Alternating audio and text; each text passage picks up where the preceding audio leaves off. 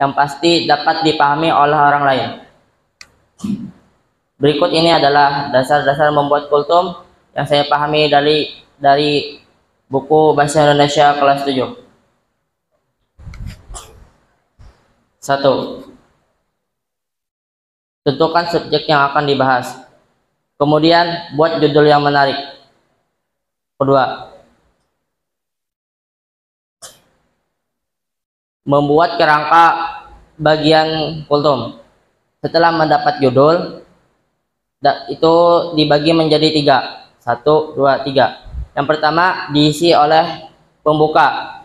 Yang kedua, di tengah adalah materi yang ingin disampaikan. Yang ketiga adalah penutup.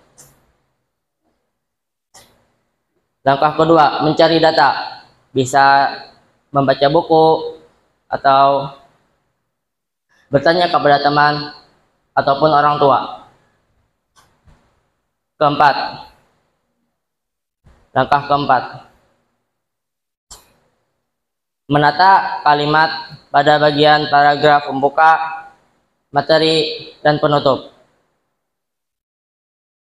Bagian keempat, merinci subjek kalimat dengan kata emotif atau majas. Dan jika kultum yang kalian ingin sampaikan itu bagus, keren, dan yang pasti dapat dipahami oleh orang lain, bisa ditambahkan dengan intrinsik. Ada yang tahu intrinsik itu apa? Tidak tahu ya. Intrinsik itu ada 6 yang biasanya ada di bahasa Indonesia, yaitu tema, tokoh penokohan, latar, alur, sudut pandang, dan amanat. Tapi yang ulun sampaikan nih sudah disesuaikan untuk membuat kultum.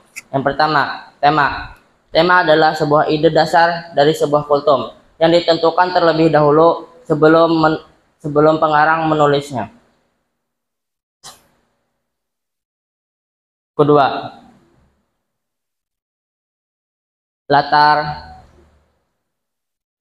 ya, latar terbagi menjadi 3. Latar tempat, latar waktu, dan latar suasana.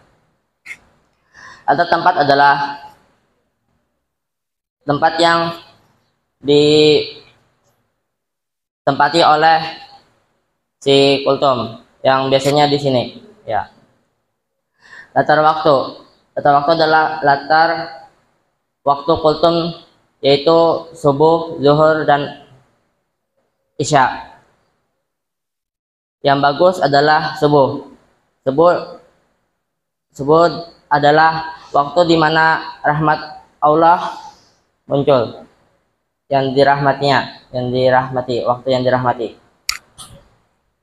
Zuhur itu waktunya mepet. Setelah belajar kita belum siap, masih lelah lah dari pelajaran, dan hasilnya pasti kurang memuaskan. Yang ketiga, isya itu cari tahu sendiri aja. Kemudian plot adalah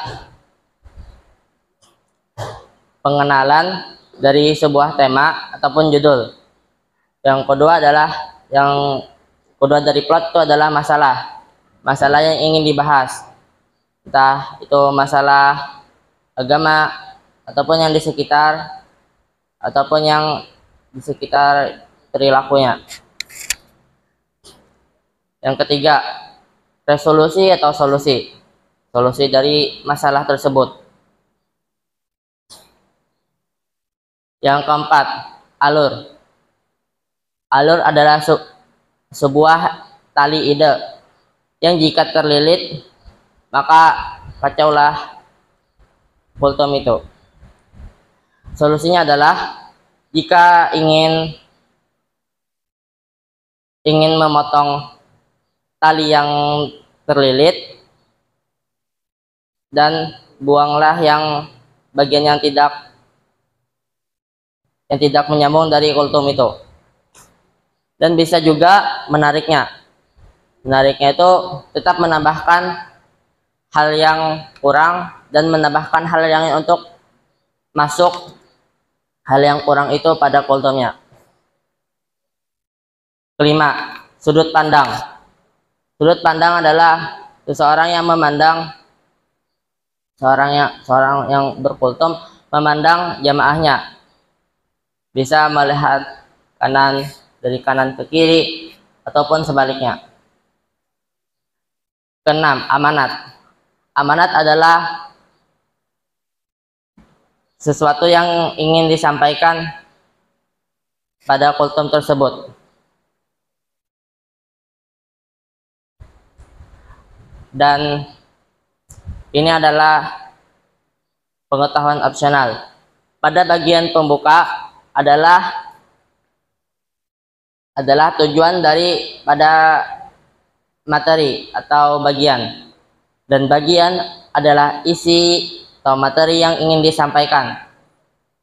Penutup adalah yang dapat disimpulkan atau kesimpulan dari pembuka.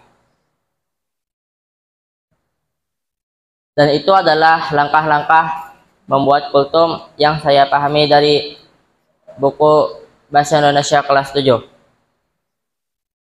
Apakah kalian dapat mengingat dan menerapkannya? Ya, itu sering terkendala pada lupa.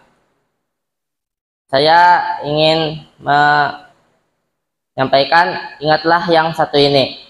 Allah Subhanahu wa taala berfirman pada surah Al-Kahf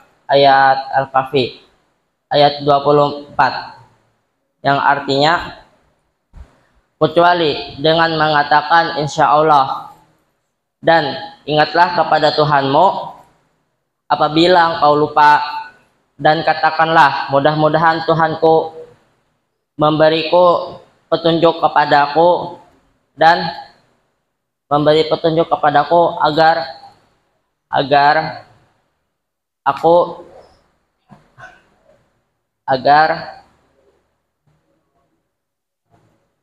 lebih dekat kebenarannya daripada ini.